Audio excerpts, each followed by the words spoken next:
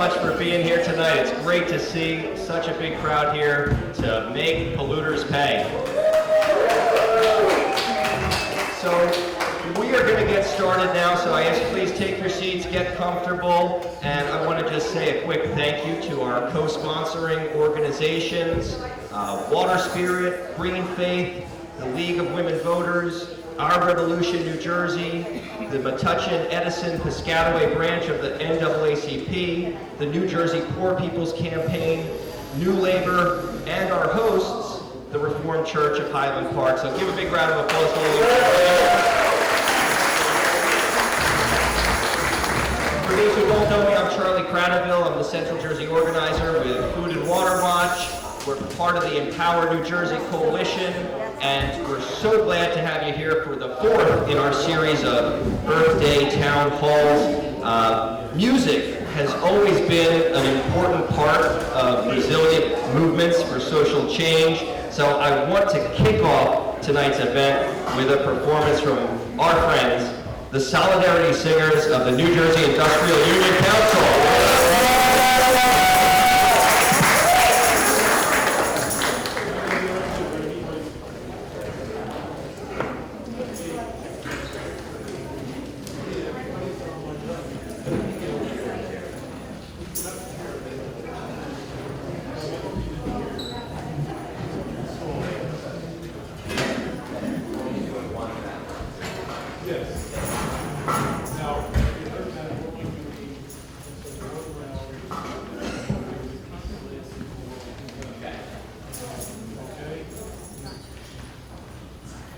Good evening.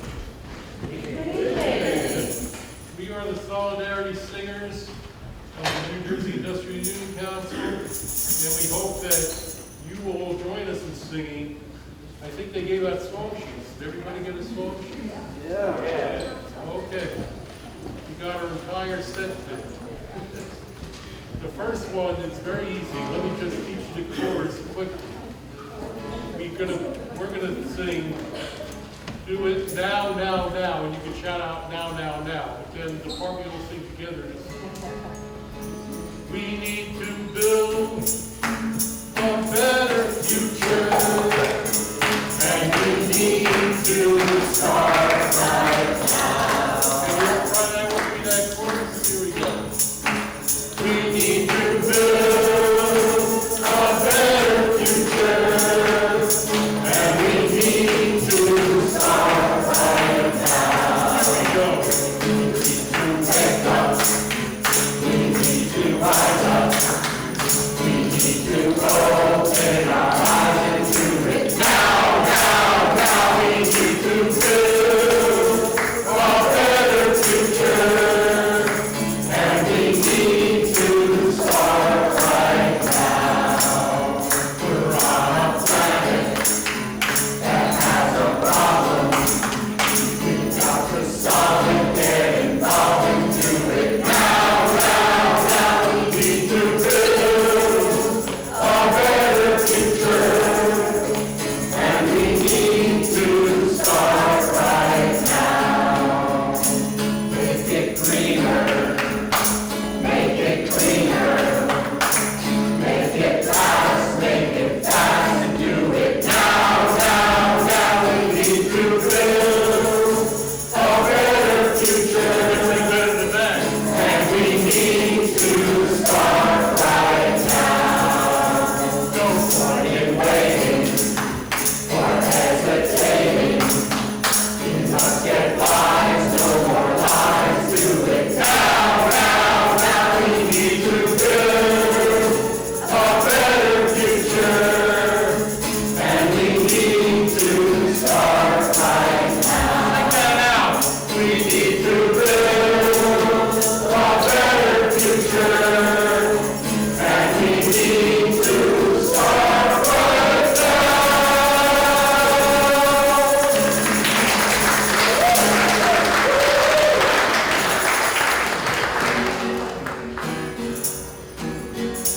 Here's one you can't get away with sitting there and not opening your mouth. We're going to say, "We say yay," and we need you to shout back, "We say yay." Got that? Now, and then we all sing, we're going to make polluters pay. Okay, we're going to make polluters pay, which is what this is all about. This song was written just for this set of rallies that Food and Water Watch is putting together. We adapt, we're going to roll moving on to all sorts of causes. This is just for the New Jersey Superfund Day.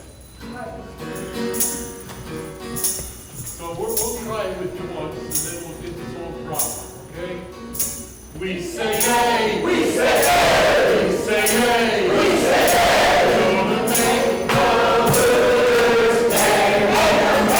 We say hey, we say hey, we say hey, we say hey, gonna make polluters pay. We say hey, we say hey, we say hey, we say hey, gonna make polluters pay.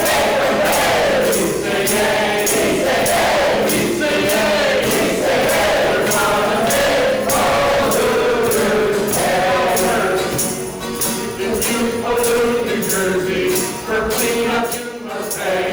For cleanup you must pay. For cleanup you must pay. If you pollute New Jersey, for cleanup you must pay. We're gonna make polluters pay. Come on now, we say yay. We say yay. We say yay. We say yay. We're gonna make polluters pay. We say yay. We say yay. We say yay. We say yay. We're gonna make polluters pay. Polluters, they try to walk away, to them we say no way. To them we say no way. To them we say no way. Polluters, they try to walk away, to them we say no way. We're gonna make polluters pay. We say yay. We say yay. We say yay. We say yay. We're gonna make polluters pay.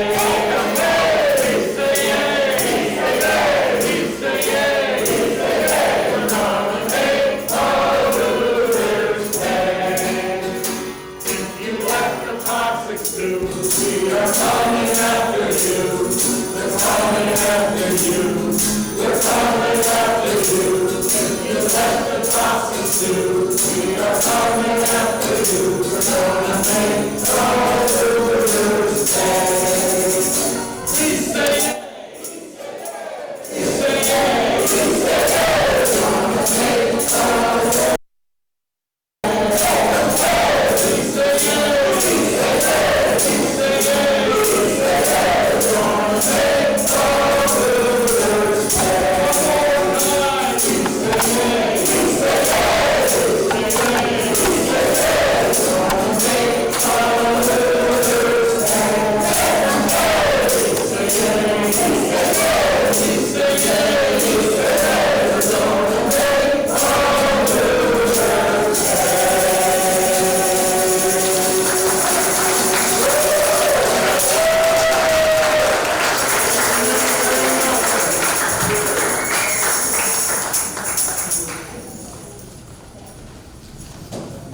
All right, I hope everybody's fired up. Please give another round of applause to the Solidarity Singers of the New Jersey Industrial Union Council. Great job.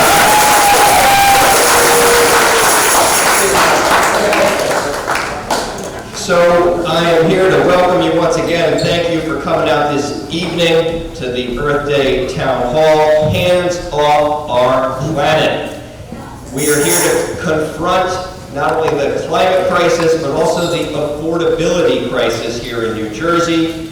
And one way we're doing that for the better part of a decade now is we've been working with the Empower New Jersey Coalition to fight fossil fuels and win.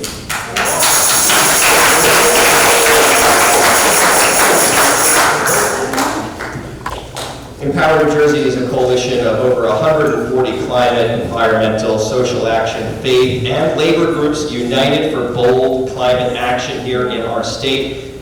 We've been able to stop dirty energy projects like the Woodbridge gas plant.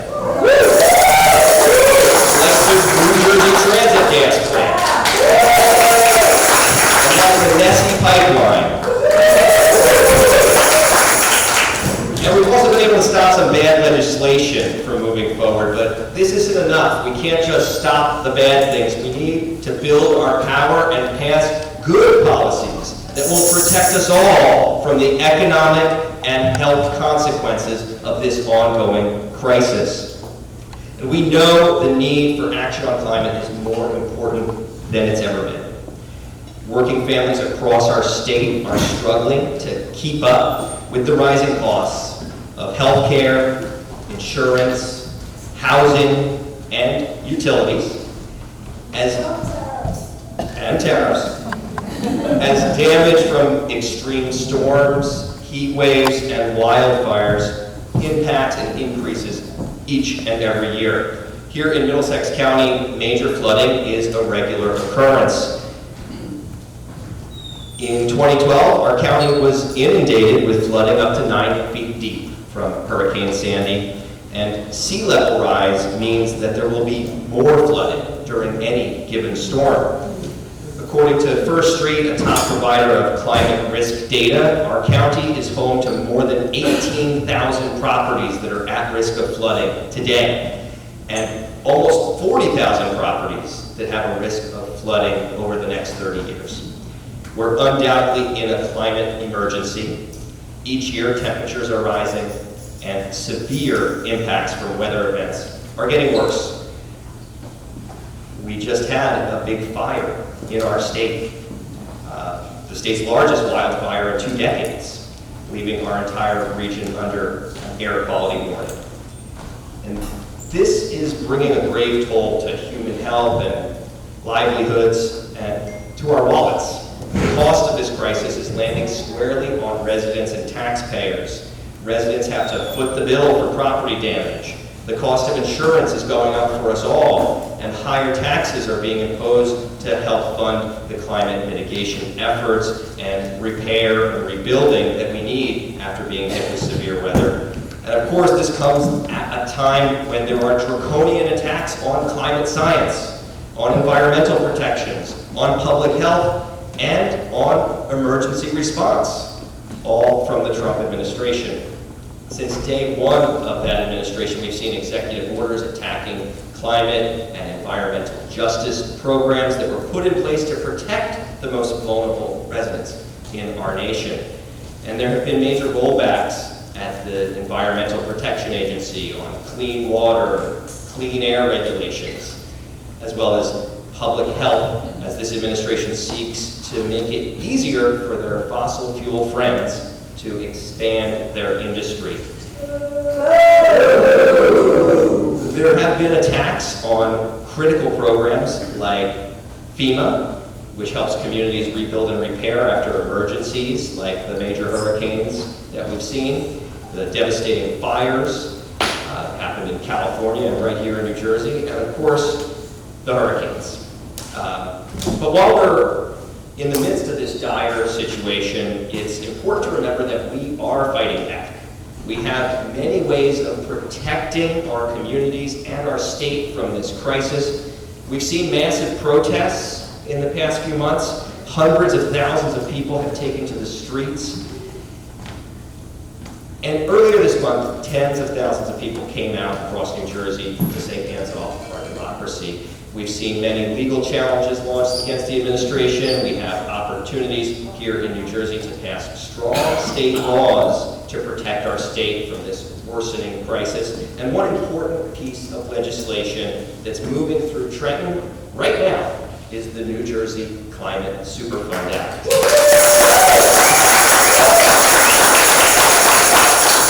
This bill would make polluters pay for the cost of climate change. And by polluters, we mean the biggest fossil fuel companies that operate in New Jersey, who for decades have polluted with impunity, knowing that their industry was causing this crisis and trying to cover it up. Now, the Climate Superfund Act would impose a charge on these companies, big ones like Exxon, Shell, and BP, those who have emitted over 1 billion tons of greenhouse gases since 1995. We estimate this bill could raise $2 to $3 billion per year that would be available to local governments for anything from emergency cleanup after severe weather to building climate resilient infrastructure.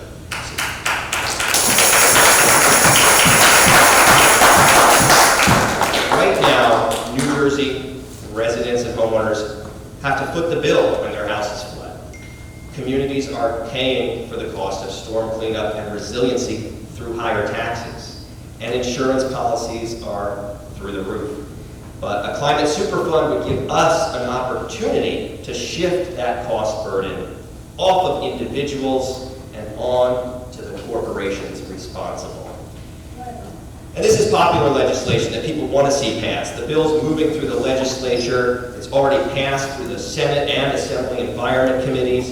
The bill's received strong support with over 30 legislators now co-sponsoring and more than 30 municipalities across the state adopting resolutions to call for the legislature to pass it. People are ready to make polluters pay and help New Jersey address this crisis. So as we get into the formal speaking program this evening, I'm very excited that we're going to be joined by one of the Climate Superfunds Act's co-sponsors. But first we're going to hear from some local leaders, and it's my pleasure to hand it off to North Brunswick's mayor. As you may know, North Brunswick lost their municipal building in 2021 due to damage from Hurricane Ida. Now, 4 years and many millions of dollars later, the building has reopened.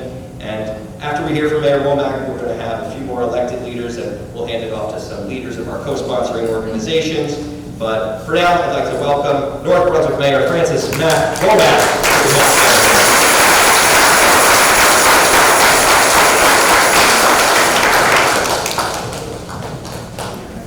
Good evening, everyone. Thank you so much, Charlie. It's a real pleasure and honor to be here. Our municipal building was not built in a flood area. It was, but we didn't know it. It was built in 1998. It was new, it was nice. You probably passed it. It's right on Herman Road in North Brunswick, getting to and from, trying to go east to west in Middlesex County. You passed it. The night of Ida, I started getting calls saying, hey, you know, the building's flooding. The building's flooding. I might as well have been living in Las Vegas and hearing the same thing, because it didn't register that our building that has never had any flooding, that never had any problems, that had never been designated as a place where flooding could occur, was having a problem. Then the next thing you know, the doors have blown open literally in the basement. Our police doors have been forced open. Everything in the entire basement has been lost immediately, all of our historical records, all of our documents, and it just continued to rise throughout the night. Well, by the time everything was shut down a few days later, not only was the basement ruined, but the mold and everything had begun to spread throughout the building. So here we are, more than $20 million later, trying to fight with our insurance companies still to try to get what we can. And I'm in an awkward position as the mayor, because all these years when people are saying to me, why aren't we back in the municipal building? Why aren't we back in the municipal building? Well, we got to get the money from the insurance company. And don't worry, whatever we don't get from the insurance company, we're going to be able to get from FEMA. Which we thought until about 3 weeks ago, when, like you, I read in the papers that that kind of FEMA funding is cut. We still hope, pray, we're still going to be able to get some. We've got some good people that are working on it. I'm not optimistic about either the insurance company being good to us or FEMA coming through for us. Charlie was only partially right about us being back in the municipal building. And by the way, before I forget, our town council unanimously, I'm proud to say, has endorsed the resolution.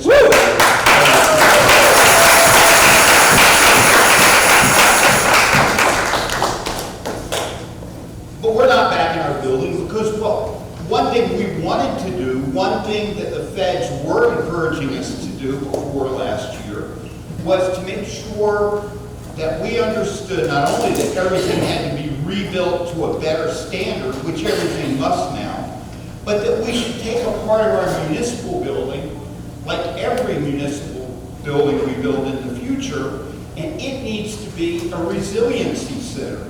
It needs to be a place where the people who have to face whatever the climate issues are in the future, because we know there's going to be a lot of them, big and small, there needs to be a place in every town where night or day, whenever it happens, you can go. That's our resiliency center. Just like the coffee back there, it's always going to be there for people anytime there's something happening. And there was good federal funding for it until about 2 weeks ago. And then same thing, whack. We're still going to have our resiliency center. We're still going to make sure that it's a place where people can come no matter what the crisis. But our taxpayers may be paying a bigger percentage of it than we had hoped that they would have to do. We live in a time, I'm 68, and I think people of my generation must demonstrably admit that we live in the most selfish generation that has occurred. I'm flying out tomorrow, thank goodness, to see my grandson out in California. But when I look at him, I don't want to hang my head. I want to be sure that I've done what I can to try to stop being the selfish generation and pass them off to them. That I'm not sitting here going like we've always gone and letting the millionaires, billionaires get richer while we get poorer and our situation gets worse.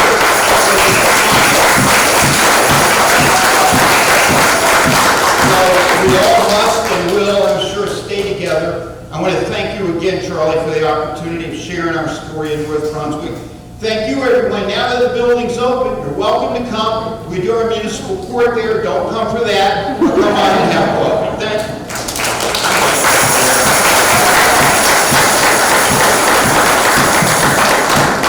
Thank you so much to Mayor Womack and the North Brunswick Council for joining our campaign to pass the New Jersey Climate Superfund Act. A great company to keep. There are now more than 30 municipalities, many of them right here in Central Jersey. And next, we're going to hear from a hometown leader here in Highland Park. I want everybody to give a warm welcome to another champion for the Climate Superfund Act, Councilman Matt Hirsch.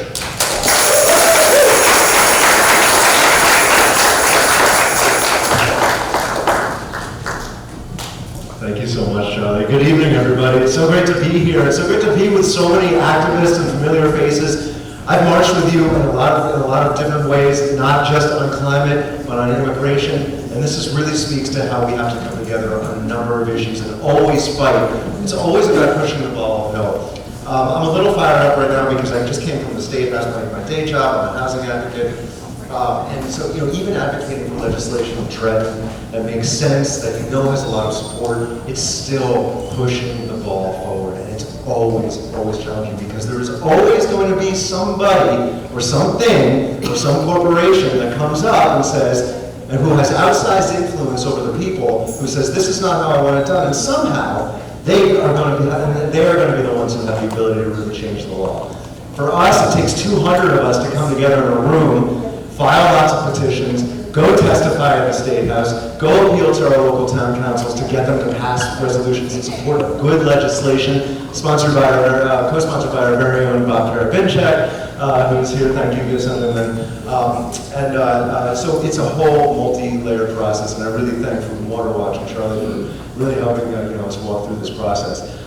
Just a little bit about I wanted to talk. We all know why we're doing this. I think that's clear.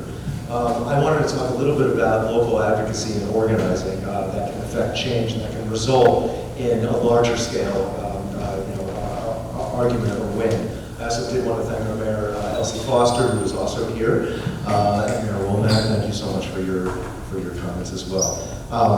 So this resolution in support of A3545, otherwise known as the New Jersey Climate Superfund Act, actually came through our local green team, Sustainable Highland Park, which is part of Sustainable Jersey's statewide network. So local green teams, if you're not familiar with what they are, technically their job is to devise and implement actions that can help municipalities achieve more environmental sustainability, financial, economic sustainability, social justice, and more. These are things like government transparency, but also things like passing resolutions like this, empowering voices within the community, and then obviously the environmental things like implementing rain gardens, and doing all the things that we have to do to be good local stewards for environmentalism here.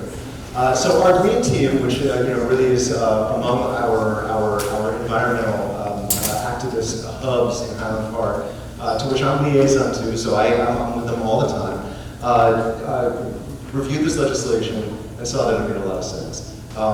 Also, what helps is that there's a significant amount of legislative support, at the state government. There's a lot of Senate co-sponsors and a lot of Assembly co-sponsors. Which makes us wonder, why isn't this legislation moving forward more quickly? But we can only control what we can, here at home. So, when we organize at home and we take on issues like this, local education is really important. It's important not to do these types of things in a vacuum, but also help educate folks on why this is so important. It's not just activism; it is a practical understanding of the future that faces us. We don't need to think. We don't even have to try to envision what a world affected by climate change feels like. Mayor Womack just recounted an instance of flooding that destroyed North Brunswick's municipal building. During the height of COVID, when we needed as many outdoor public recreation spaces as possible, we had a catastrophic flood in Donaldson Park, which destroyed our playgrounds down there, and tennis courts and basketball courts.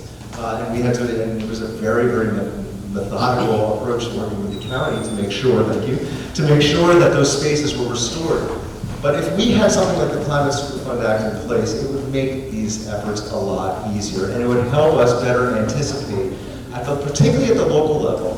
I think a lot of local governments, when you talk about climate change, we know a lot of the nuts and bolts that need to happen. We know that we need to use better building materials. We know that we need to address stormwater. We know that we have to reduce particulates in every way we can, reduce truck traffic, encourage cycling, encourage walking, get cars off the road, and so much more. But when it comes to very high up regulatory acts that directly affect the entire state, and particularly the regions where these superfunds are located, it's really important for municipalities to understand their power and to understand how to organize and act. And it's also very important that we all can speak as a voice. Now we're among a growing chorus of 30 towns. I think Highland Park was number 13, where we can put that upward pressure necessary on legislative leadership, my time is up, on legislative leadership and the governor's office to make sure that this needs to be a priority. So, my time is up. I really thank you for being here. We continue to be inspired by you and learn from you,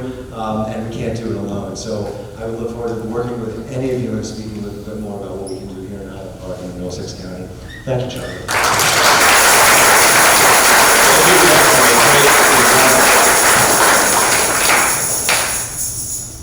And I want to bring up another local leader, credit where credit's due. Edison was the first town to oppose the Woodbridge gas plant.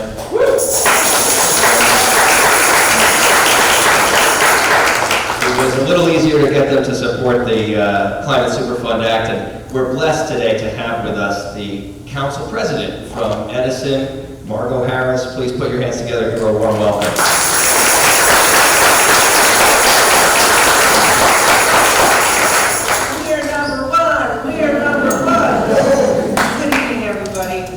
Thank you all for coming. This is such an encouraging crowd.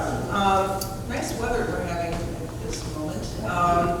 So I want to come to this from a perspective of my own personal history and awareness of environmental issues. And so I go back to when I was maybe 13, 14 years old in the late 1960s and hearing about pollution. That's the first time I would heard about pollution. But pollution at that time was something that was just California, that was Los Angeles, that was smog, and so that was so out there. And then April 25th, 1970, I remember I was in high school, it was the first Earth Day, and that that was such a hopeful time because that was showing the awareness of the concept of pollution and what we need to do to take care of this earth.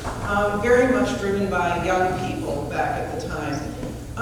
And yet here we are, 55 years later, global temperatures are at record highs, record wildfires all over. It's, again, not just California, but we had that here. I'm remembering the wildfires that we had, that we had the effects of the wildfires from Canada a few years ago, where we had that eerie gray sky with the orange-red sun. It kind of felt like the earth was coming to an end at that time. And so we've had the record flooding, we have asthma rates that have just catapulted, and yet, with all of this, we have talk of eliminating FEMA.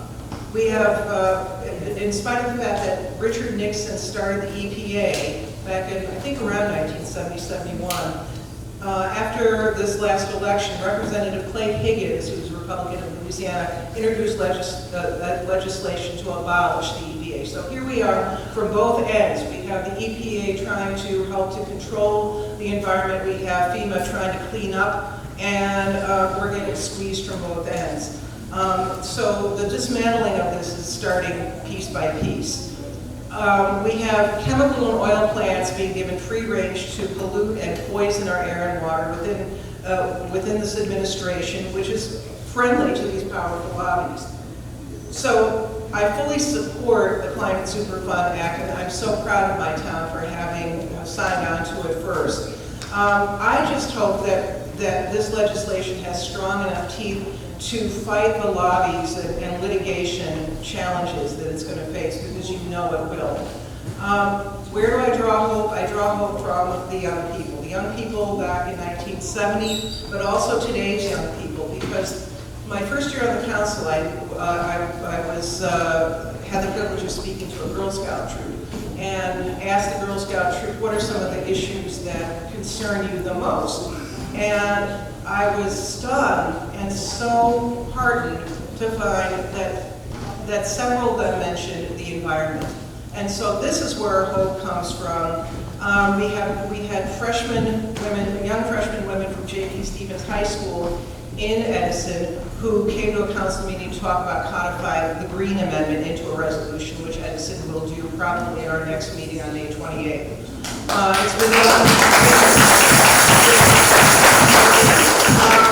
This Green Amendment has been put into effect in a number of New Jersey towns. So I think we can put a lot of our hope on the young people. They get it, and clearly we here, we all get it. We just need to spread the word and fight. We have got to fight. So thank you so much for being here. Thank you for your time.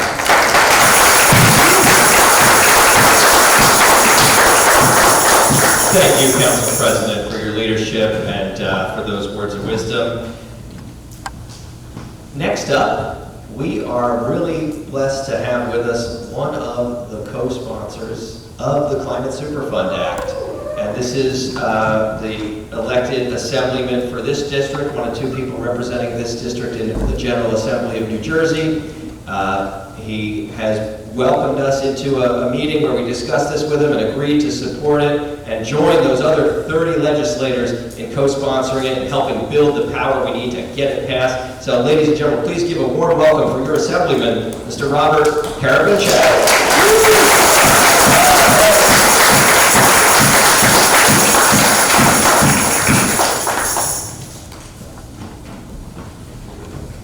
Charlie, thank you so much. It's great to be here tonight. Nice crowd. Thank you so much for coming out. Obviously, this particular bill, the Climate Superfund Act, does a bunch of different things. The most important thing is that it protects the taxpayers. It holds people that are accountable, should be accountable, to be accountable to everyone. The Climate Superfund is one measure that New Jersey can adopt to address the ongoing climate crisis. It's coming. Whether you believe it or not, it's here. And it's going to continue. I was down in Trenton today, and we were talking about solar, just going to deviate a little bit. And it had to do with solar estimates. However, the testimony that came from multiple experts, believe this or not, because I didn't know this, that the amount of sunlight that we are having today is less than we had 10 years ago. Amazing. It just happens to be. Why? I think it has to do with the change that we're seeing in our environment and our climate. And it's going to continue to change. As Matt Hirsch has talked to me multiple times about different issues, especially with this. This is something that is dear to my heart, and this is something we have to address. The Assembly and the Senate and the government are talking a lot about climate change. We have people that don't believe it. We have people that think that they don't have to do anything for it. However, the biggest issue that we have right now that we're dealing with happens to be energy. As Margot spoke about a little bit, as Charlie did, the gas plant that was going to be on Iraq, it would have been the second generation gas plant, was going to be developed. It was stopped. But I don't know if you know that the first one there produces energy for New York City. We don't get 1 kilowatt. We don't get anything here in New Jersey. Nothing. Just so you know. But yet it's our taxpayers, it's our people that were affected by this. So getting off that topic and talking about energy just a little bit again, we're talking about solar, which is a quick fix. One of the issues that came up today was SRECs, and that has to do with solar. They want to reduce that SREC fee, that amount, down from roughly 300, where it's at right now, for legacy, legacy solar, down to 50. So if you have a solar system on your house, it's going to hurt you. Not a little, a lot. This doesn't help you. This hurts you. The community solar that we have today, BPU, just as of a week or so ago, when I was actually with the president of BPU, just increased it another 250 megawatts, which to me is a drop in a bucket. It should be unlimited. It should be unlimited. Beyond that energy source that could then go to people, whether they're in residences or apartments or condos, that could, I'm timed out here. Okay, that can actually help their energy bill, is being possibly devastated here. So I'll just be real quick. Community solar is number one. That's a great quick one. There's an expedited solar permitting bill that's out there. That's, again, that will help every residence out here. There's medium-term energy sources, which is wave and ocean energy, which I've been promoting now for 3 years here. California took our bill 3 years ago. They actually have a pilot that'll be in place this year. But we're still talking about it. Do I like that? Absolutely not. We should be in the forefront of all of this, along with all of these climate change actions that we have to address. Geothermal, yet another energy source. Princeton University is changing their whole university to geothermal. First in the state. It's there and it works. Or long term, actually coming here, and I've talked about this for over a year and a half, has to be battery storage, because there's energy sources that we actually create energy and can't do it. We can't save it to when we need it. So energy storage is something that's it's an emerging market, and it's coming. And the biggest one is nuclear. There's small nuclear reactors that are out there that are in design now. Canada will have the first one on the northeast, the North America will be the first one in 2030. But we have to start talking about it now, because the process to change and get a permit from the federal government and get it built is 5 to 10 years.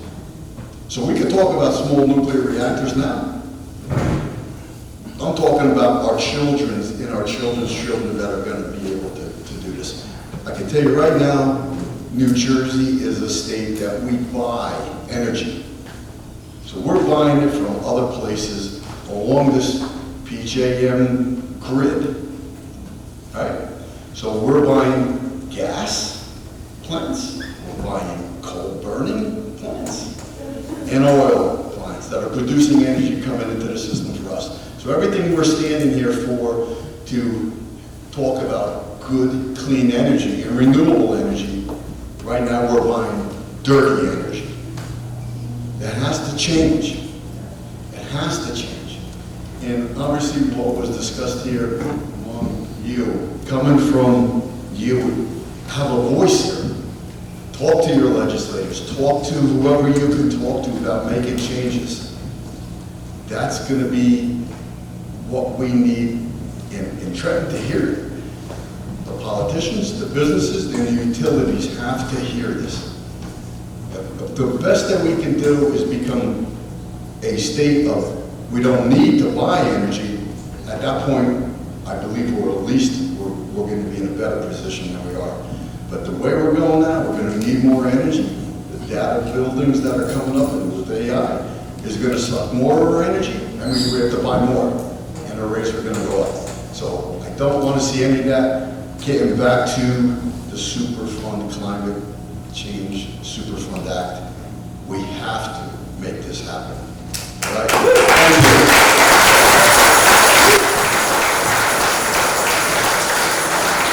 Thank you, Assemblyman, for sharing and for supporting the Climate Superfund Act. And we do need you to speak to your colleagues and get the other people in the Assembly and the other people in the Senate to support this legislation. We're on a roll, this bill has momentum, and now I'm going to tell all of you how you can help get the Climate Superfund Act passed. So first and foremost, we need big numbers like we got tonight, and we need to take it to the State House. So Monday, June 2nd, we've got our rally and lobby day, 10 a.m. at the State House in Trenton. Now I'm going to ask my friends Don and Siobhan to circulate the petition where you can sign on to tell the governor and the legislature that you want them to pass this law. And I want you to pay special attention to the column on the right. The column on the right is where you can tell us, yes, I'm coming to Trenton on June 2nd. That is the first and most important thing that I'm asking all of you to do. I also want to let you know, before you go today, you should stop by and see Tracy at the table. She's got postcards where you can let Assembly Speaker Craig Coughlin know that you want him to move this bill.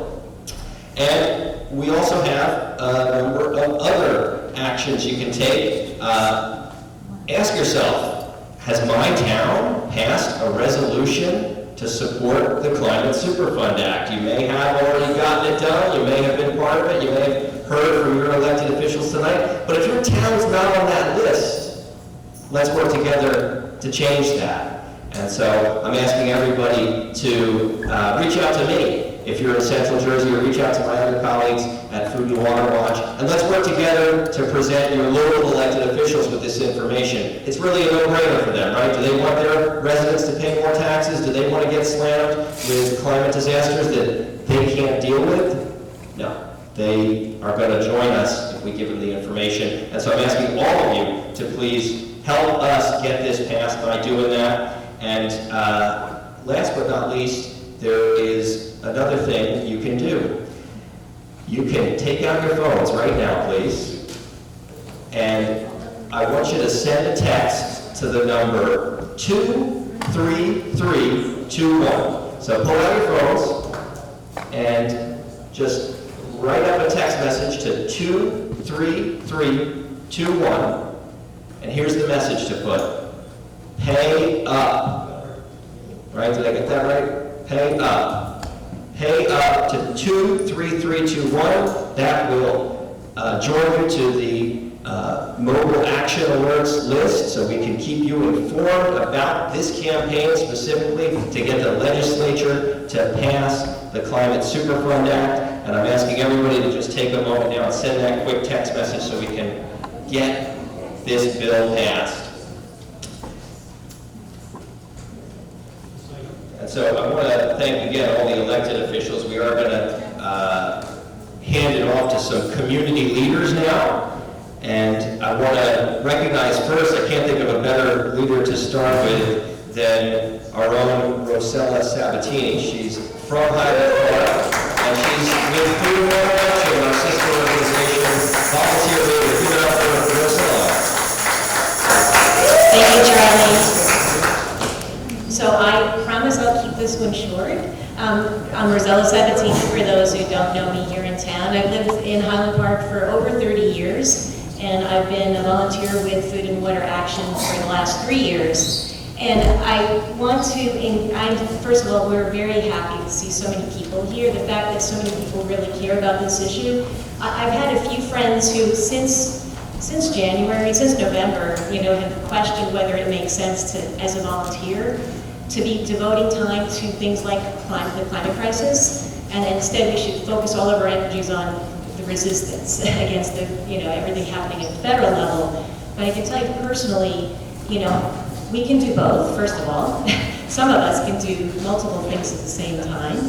And for me, when Charlie and Matt Smith and the Food and Water Watch team decided that the Climate Superfund bill was going to be our #1 priority going into this year, for me that resonated because climate change, the climate crisis is what got me interested in volunteering in the first place. And I don't want to forget that that is one of the most existential crises that we face. Whatever happens, this administration will pass. At some point it will go away. But the climate crisis will still be here. And for those of us here in town, we know what Superstorm Sandy felt like. We know what all of these crises feel like at the local level. And for me, my mantra is think globally, but act locally. And I can't find a better organization that I've been involved in. And I've been involved in a lot of different climate groups and a lot of different other activist groups, Indivisible Highland Park, who's here as well. Wonderful organizations. For those people who feel like they want to volunteer with a group that actually takes action, that actually gets results, there's no better place than Food and Water Watch. Thank you, that's very kind, and appreciate your perspective. Thank you for your leadership and for being a part of our Central Jersey volunteer team. Next, I'm going to ask Peter Spool from Indivisible to come up and say a few words on behalf of that wonderful organization. In this moment, Indivisible is doing really great work, so put your hands together for the local leader, Peter Spool. Yeah, so we're the local chapter of Indivisible Highland Park. We've worked for some time with Food and Water Watching with Charlie. And climate change is one of our key issues that we work to try to combat in a number of ways. And I'm glad to be here tonight to support this Climate Superfund Act. I think this is a very important thing to do. You might wonder, how will we know how much damage each of these large fossil fuel companies are doing? There are, of course, some public things that are easy to know, like how much oil they're pumping, how much gas they're supplying. But you might not know that leakage of methane is also an important polluter because it lasts so long in the atmosphere and does, while it's there, much more damage than carbon dioxide. Well, there's a way to tell which sites and which companies are providing or causing the most leakage, and that's through satellite imaging. It's a relatively new thing, but it does a pretty accurate job of finding that out. So there's ways to give it. Trump's trying to shut it down. Say that again? Except that's one of the things Trump is trying to shut down. Yeah, probably. But again, perhaps I could just be temporary. Fighting climate change is the resistance. Yeah. So thank you all for coming tonight. Charlie, thanks for having me speak just a moment. Thank you, Peter. Great job, and thanks for all you do. Next up, I want to call up one of our allies from the League of Women Voters. Please put your hands together for Andrea Cohen.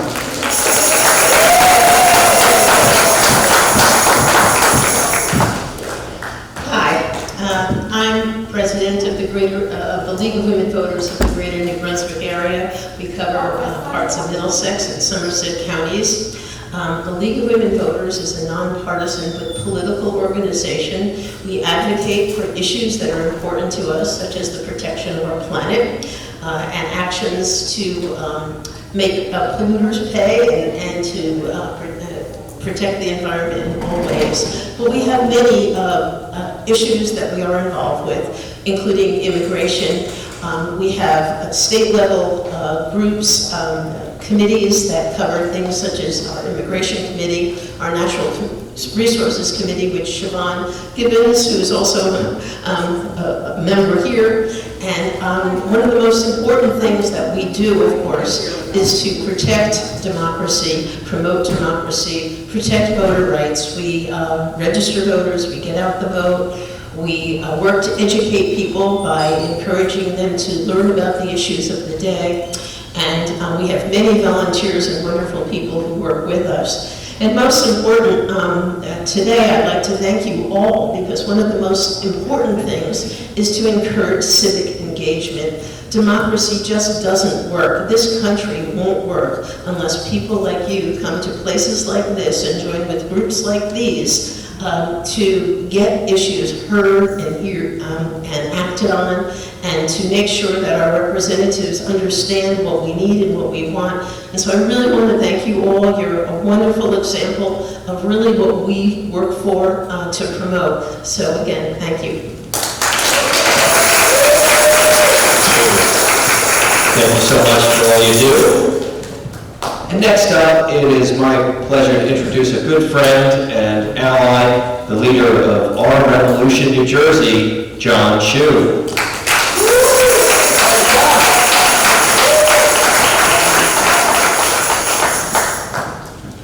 Thank you. All right, my name is John Chu. I'm from Our Revolution, New Jersey. And we do believe that we need a revolution here. We believe in putting people over profits. And while Trump, he certainly believes in putting profits over people. He's attacking the national parks. He's attacking environmental regulation. He wants to expand drilling. And I can't wait until we replace him. And then here's now, we need to expand our national parks. We need to end fossil fuel subsidies at the federal level. And we need improved and free public transit. That's what I believe.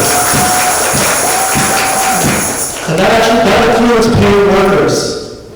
Now, not just a living wage, but a thriving wage.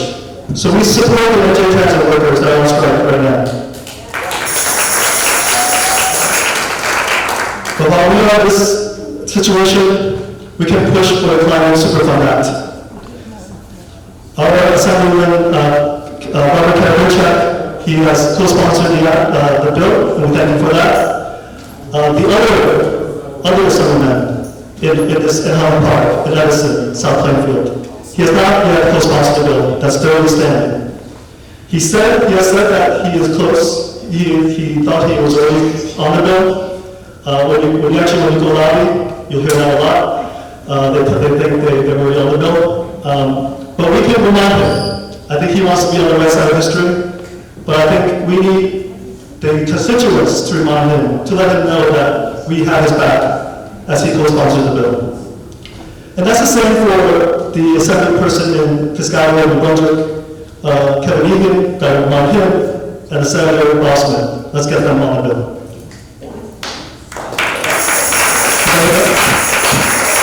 Is Bossman on the bill? I'm sorry, Boss Smith was on the bill. Boss Smith wrote that bill. Boss Smith wrote the bill. Thank you, Catherine. Appreciate it. All right. I just want to give one example. Just 2 days ago, there was a settlement for $450 million from 3M for the PFAS pollution that they put in New Jersey. So this kind of thing, that was a court case, we can still do it at a bill at a legislative level. So it's the same thing, it's the same principle, and we can do it. So let's go out and get it done. Thank you. Thank you, John, and thank you, Our Revolution. We have a couple more community leaders we wanted to highlight here. So the NAACP has been a great ally of ours in this fight, and I want to call up a leader in the Metuchen, Edison, Piscataway branch. Ladies and gentlemen, please welcome Keith Voos.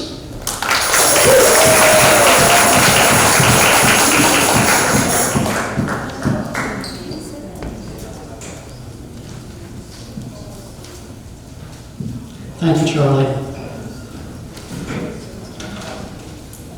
I'm going to throw out a few stats tonight. I know that can be a little dryish, but I think these will speak to both aspects of what we're dealing with this evening, both the housing affordability crisis in New Jersey and trying to get some good legislation passed for all of our residents. To do that, I want to go back to October 12th, 2012.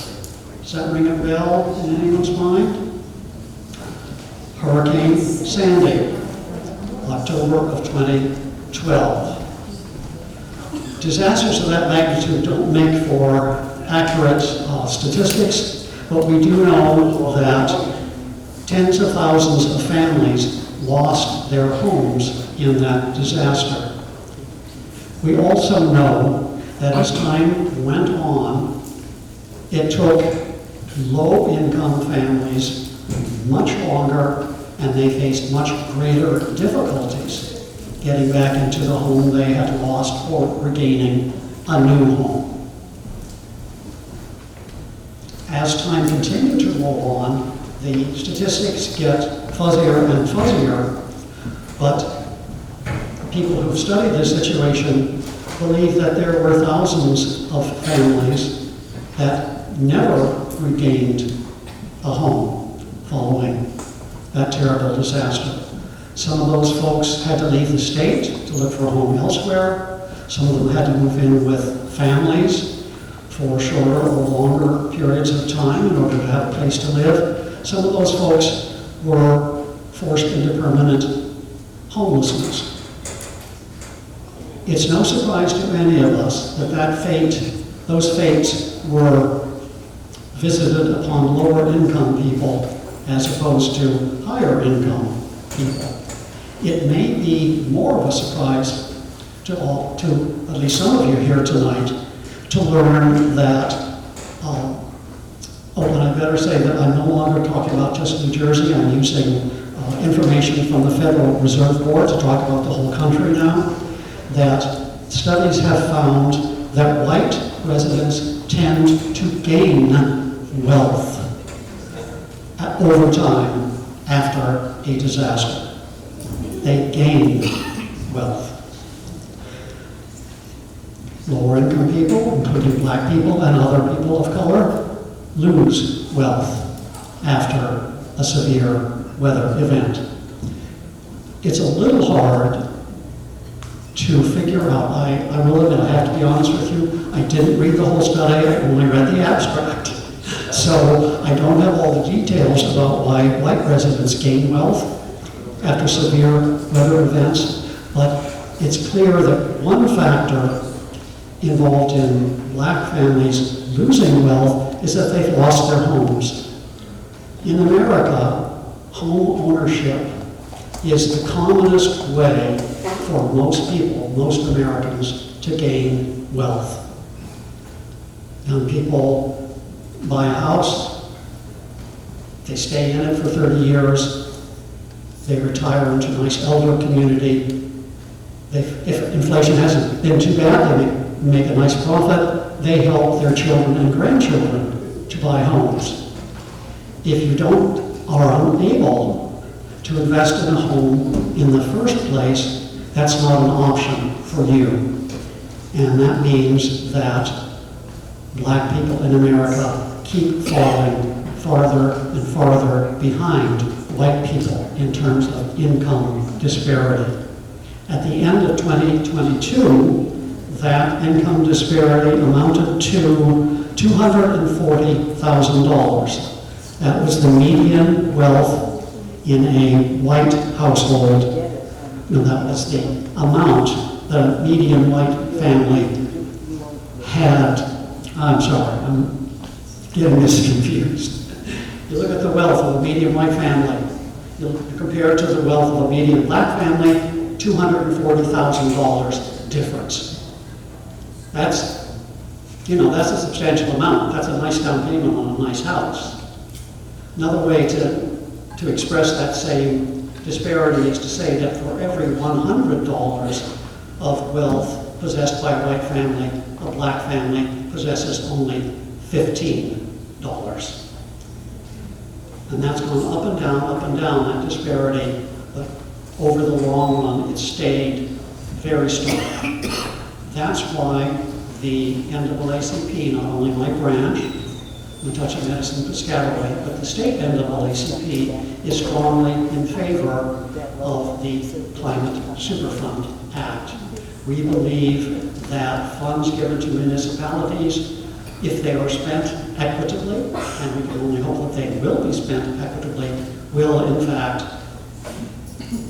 decrease the damage that black families suffer after every terrible weather disaster, and will also help them to prepare and be more resilient for the next one.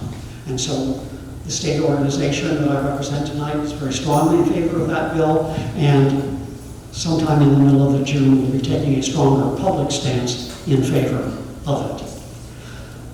I just want to end by saying that I heard the word civic engagement earlier this evening. White people can join NAACP chapters. I'm not a black person passing very credibly. I'm not a black person passing very credibly for white. I'm a white person. I was welcomed into this NAACP branch where I am now, and these branches welcome everyone and anyone who feels that black people have gotten a raw deal on this continent since 1619 and would like to work toward redressing that horrible injustice. Think about joining an NAACP branch. Thank you very much. Thank you, Keith, for your allyship and for your advocacy. We've got a couple more community leaders, and then we're going to open it up to anybody who wants to say something. But we have a great friend and ally, those of you not familiar with the worker center called New Labor. New Labor has been around New Brunswick and Highland Park for a long time, doing great work. And there's an intersection of the climate crisis and the struggle of working people. And the Climate Superfund Act is one of several bills that the Empower New Jersey Coalition supports. There's another one that my good friend from New Labor is going to tell you about called the Workplace Heat Standard. And so I want to have you all give a warm welcome to Amanda Dominguez from New Labor.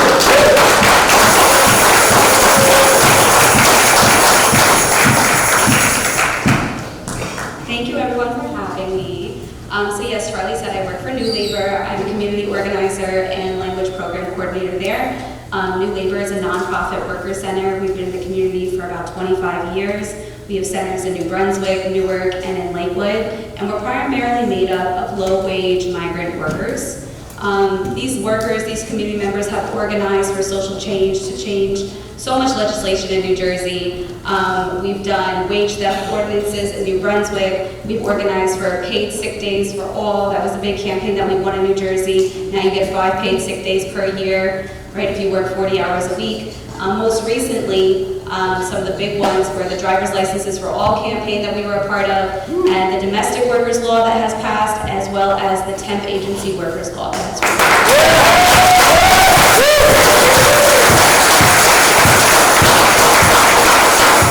And the really inspiring thing about New Labor in general, and then I'll get back into the climate stuff, is that it's always the affected individuals who are up front and center talking about the issues at hand. Right, they're petitioning, they're the boots on the ground, they're in the street, they're canvassing, or like we say, equipo de la calle, we do these street teams. They're going to the state houses and speaking to legislators and saying their stories and giving these testimonials, and just, wow, it's inspiring to see it all in action.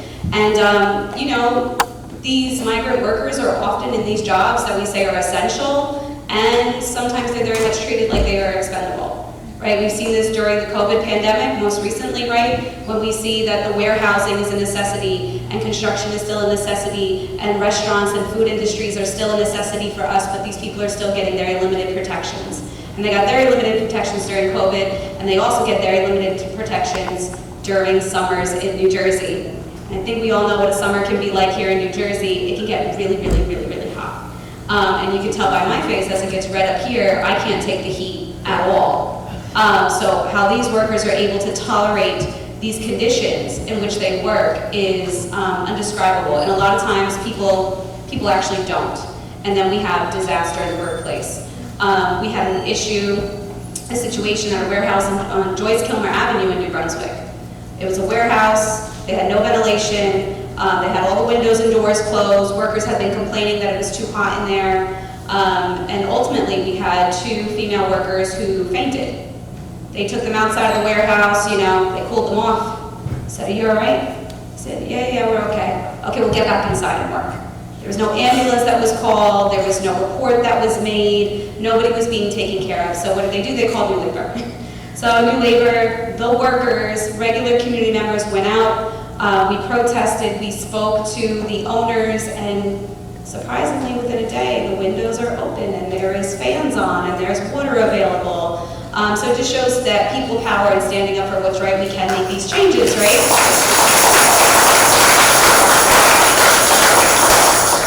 Which comes to the Heat Standard Act, right, that we're pushing for too. Alongside other organizations like Make the Road, we're pushing for the Heat Standard Act, which would say that when we have these hot Jersey summers or we have these hot days, that people are allowed to have these rest breaks, right? They're allowed to say, hey, it's really hot, I need a moment.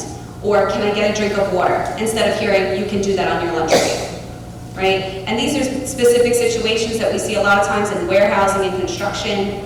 I went a few months ago with New Labor members to the State House to talk to legislators about this specific piece of legislation about having rest breaks and water available, and I got such pushback from a very particular legislator, but he was saying that you know, he doesn't find it necessary to have the water, you know, to be cold, because then it says the water should be cold that the workers will have access to during their work days when it's over, when it's very hot. And he said, well, what is cold water? And I said, well, I think you know what, I think we can determine what cold water is. He goes, but you know, if you drink hot water, it's the same as drinking cold water. I said, listen, if it's like 95 degrees out, I think you might have a preference, and you might want cold water instead of 95-degree water. I said, so that's why it's in this act that we would like cold water available for the workers. And he kept giving me pushback, and we're standing in the State House in the hallway, and they're with New Labor members, and they're giving their testimony about what it's like to work in these conditions. And I said, you know, we're standing here in your air-conditioned building, right? You can sit wherever you want. There's a water fountain right here. How come you are allotted these things and these workers right here are not? They don't have access to water, they don't have access to fans and air conditioning, and they're not allowed to sit down without being threatened about losing their jobs.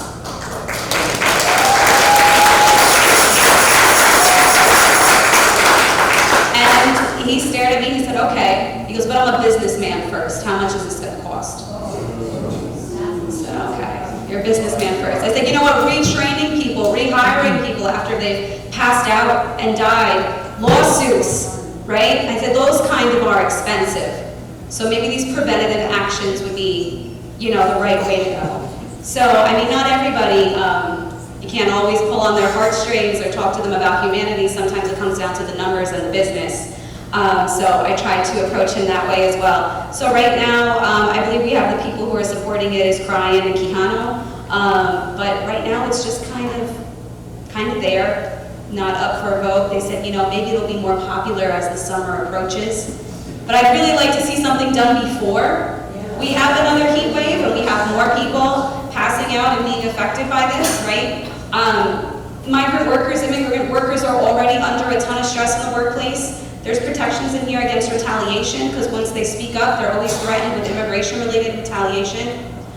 We recently had a worker in a warehouse in New Brunswick who was being screamed at constantly to keep the production going, that he checked himself into the hospital. He was having a nervous breakdown and half of his face became paralyzed from the absolute stress. He's about 24 years old. Luckily, he regained movement back in his face, but the level of stress that these workers are under, and then to add the heat into that as well, and then all the immigration raids and threats that are happening as well, it's a lot. It's a lot for one group of people to handle, and that's why it's so important. It's so great to see that you guys are all here supporting this kind of legislation, right, about climate change, and hopefully too about the Heat Standard Act for workers in New Jersey. Yes. I know everybody has time limits, so I could talk forever because New Labor is like 25 years old with a ton of things. But if you're interested about New Labor, you can find us on Facebook, you can find us on Instagram, you can talk to me afterwards. We're doing a lot of rapid response work around, immigration in the area. We have English classes. You want to improve your Spanish, we got Spanish classes. We do health and safety trainings, or if you want to do some of this legislative work and you want to go with us to the State House, much like how Charlie's organizing to go to the State House for that one, we have one for the Heat Standard Act, hopefully coming up before summer. So we can really get that done. But thank you so much for having me, and see you. Thank you, Amanda. It really brings home the point of how we need these policies in place to protect us, and applaud everything that New Labor is doing at the State House to defend and protect workers. And we have one more community leader that I want to introduce before we open it up to the public. For centuries, people of faith have been drivers of positive change, and faith leaders have been really important in every movement in our country. So I want to highlight a group that's co-sponsoring this event, Green Faith, and hand it over to Tracy Stevens from Green Faith to tell us about our county resolution. Hi, everybody. I'm Tracy Stevens. I'm a New Jersey organizer for Green Faith. And we put no faith in fossil fuels. And we say, no more fossil fuels, amen. One of our 2025 campaign goals is to make polluters pay. So I'm not going to go over all the Climate Superfund facts. We've heard a lot tonight. We've heard what it is, why it's necessary. I would just like to highlight a few things about it. Ways to support it. And if anyone here today is part of a faith community, a church, a synagogue, a temple, a Quaker meeting, a mosque, I would love to talk with you about how we can invite some of your members to get more involved in the fight for climate justice. I have a sign-up sheet over here, and we can talk later.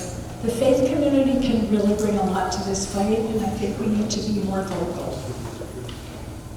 So, as of now, 35 New Jersey towns have approved resolutions for the Climate Superfund Act. And I'm thrilled to share with you that last night, Essex County, the first county in New Jersey, passed a resolution.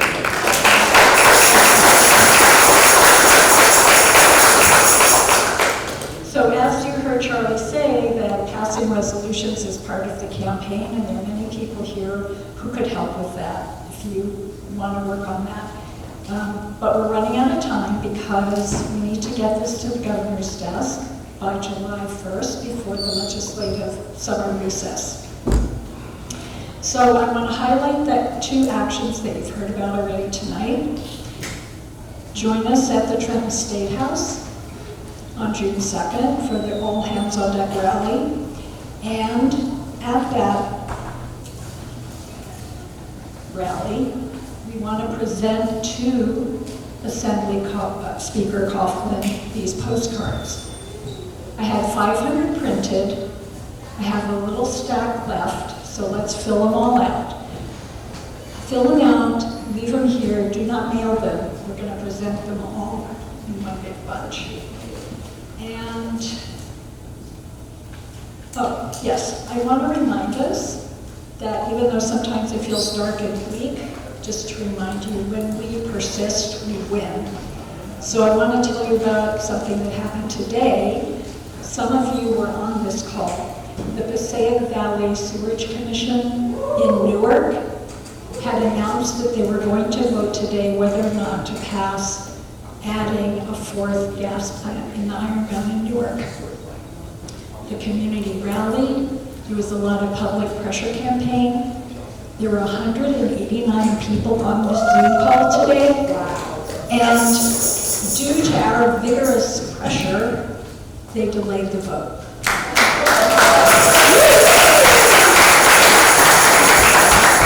We texted the governor. We phoned the commissioners. We reached out to the commissioners. And on Monday, the faith community delivered to Governor Murphy 300 signed postcards urging him to publicly reject this proposal. So they delayed the vote, but it's going to come back. They were saying they would do it next month and the regular meeting day is on Juneteenth. So, you know, hopefully they're not going to do that. That would be crazy. But, you know, it's going to come back. But we live to fight another day, and we'll keep at it. Yay.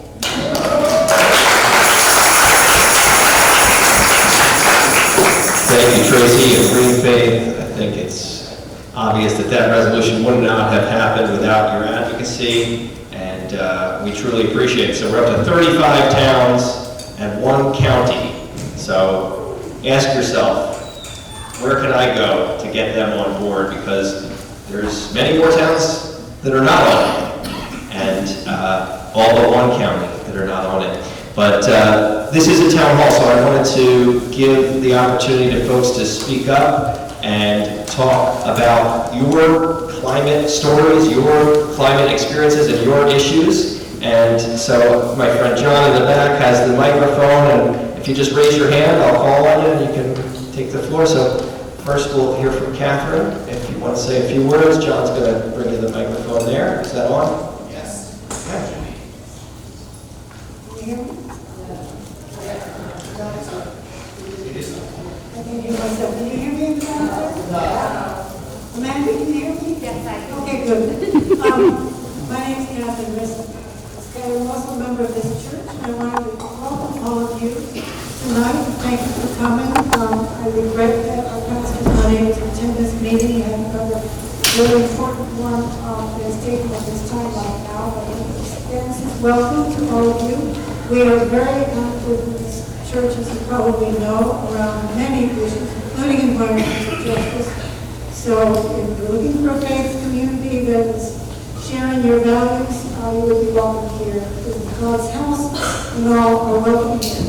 However, that was not the reason that I wanted to speak. I'm actually here to convey the regrets of State Senator Bob Smith, who actually did write this Superfund Act. And he was unfortunately not able to attend tonight. He has 2 other meetings that he get out of conflicted because of a funeral.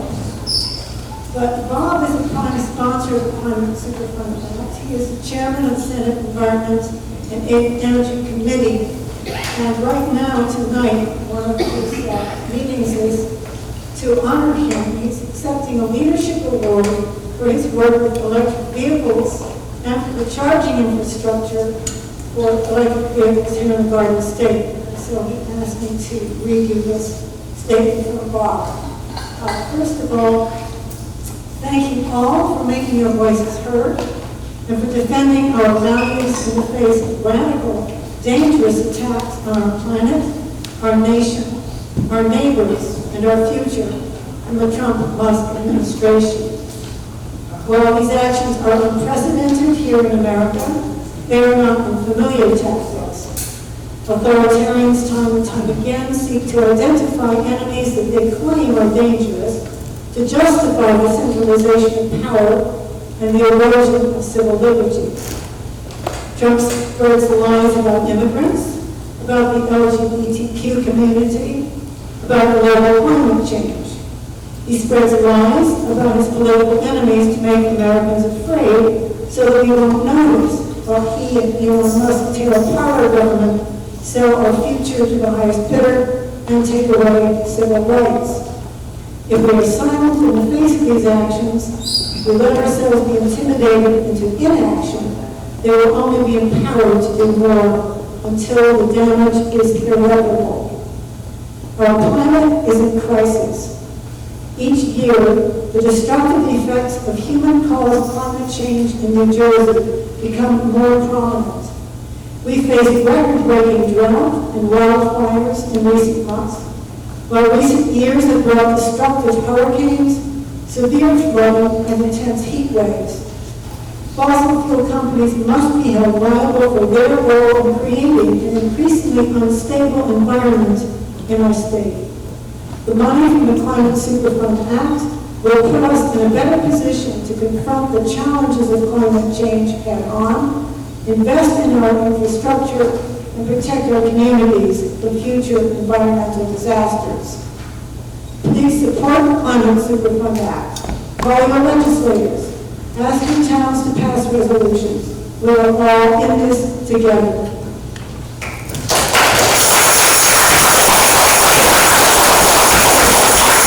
I will never back down from the responsibility to uphold my values and the values voters have elected me to represent the state Senate. Come what may in Washington, I will fight to ensure that New Jersey is not dragged back from our path of progress. I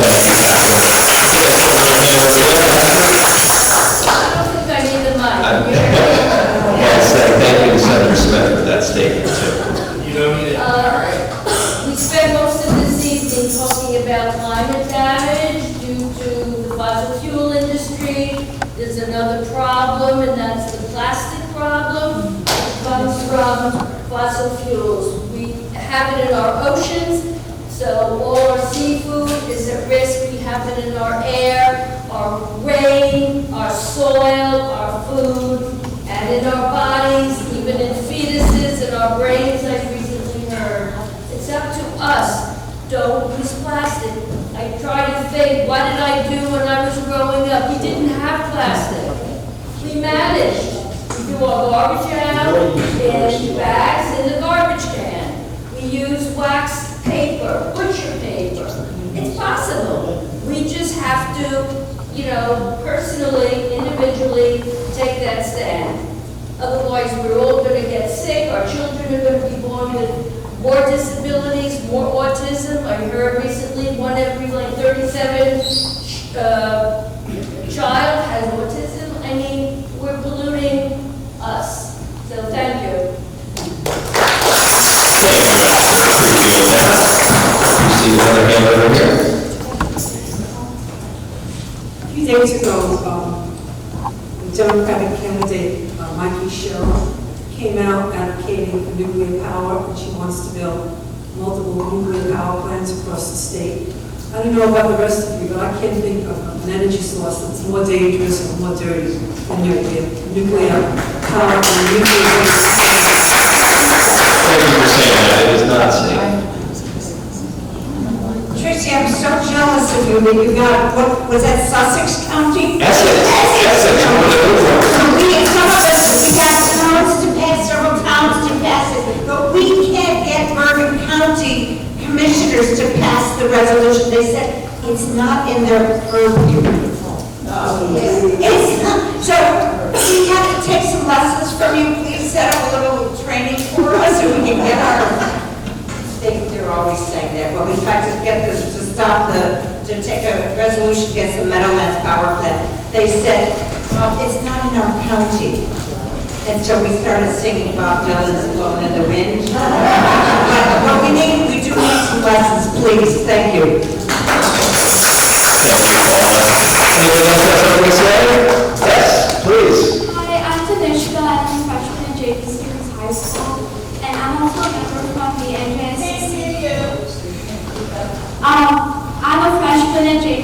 High School, and I'm a member of the NJSC Coalition, and we mainly prioritize the act that supports safe water, safe climate.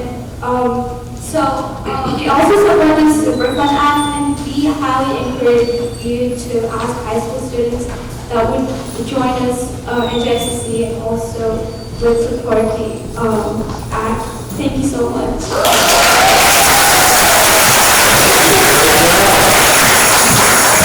Anybody else? Just raise your hand if you want to say something.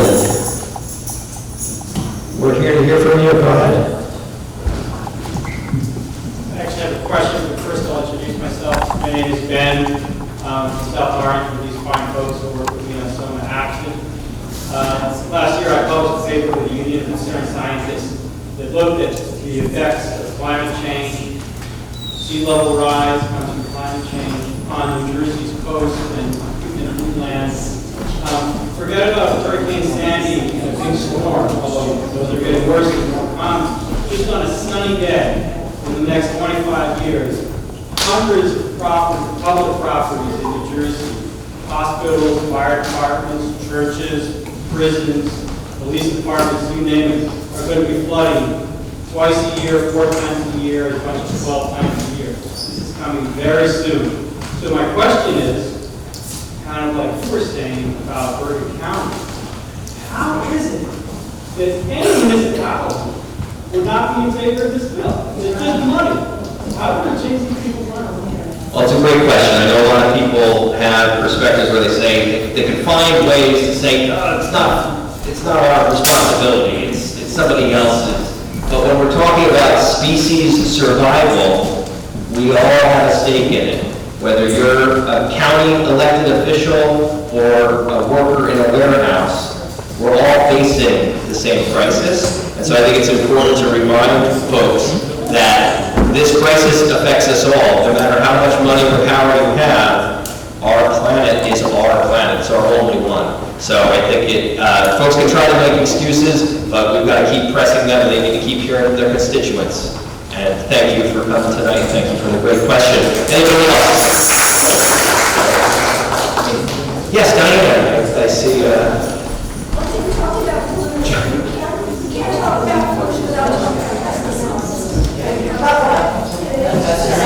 Here's the microphone. Just wanted to reduce the use of pesticides. It's killing pollinators and it works its way up the food chain. It kills pollinators and the butterflies because bees, they're broken because of bees. And it bioaccumulates and it causes cancers. There's glyphosate. Please don't use Roundup or glyphosate. It's table salt. You ever see what table salt does to a snail? It's horrific. It goes into a water supply. It's very toxic to creatures. And you need to get pesticides. There are all kinds of toxins we use. We need to protect biodiversity and something.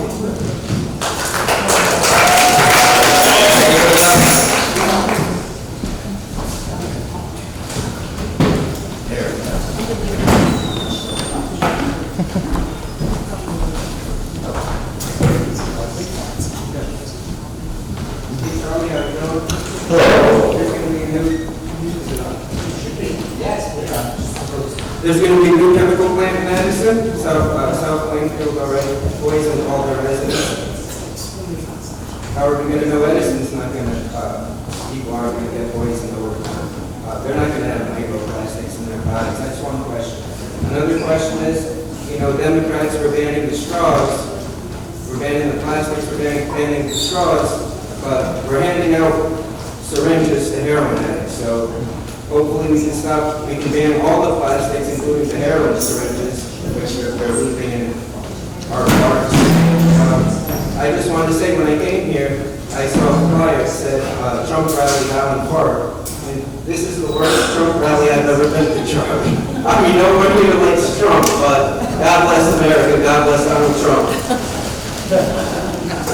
Thanks for your comment. And we are already 14 minutes over, so that's obviously Jan has one more question or comment from Jan Barry.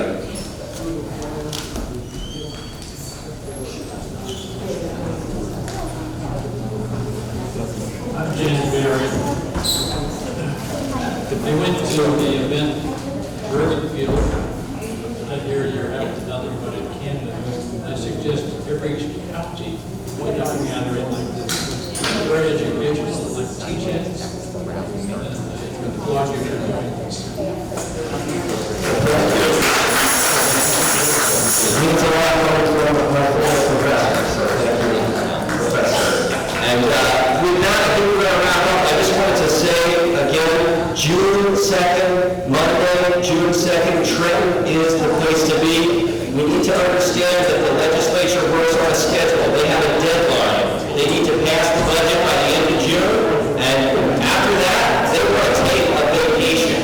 They want to take a vacation when we have the largest wildfire in history in our state. They want to take a vacation while we're dealing with these federal attacks on our lives.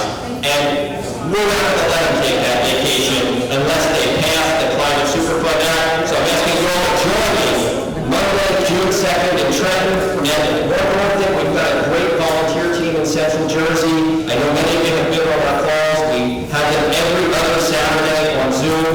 And anybody who's down with the cause is welcome to join. So I will be sending, if you signed up or signed the petition, I'll be sending an invitation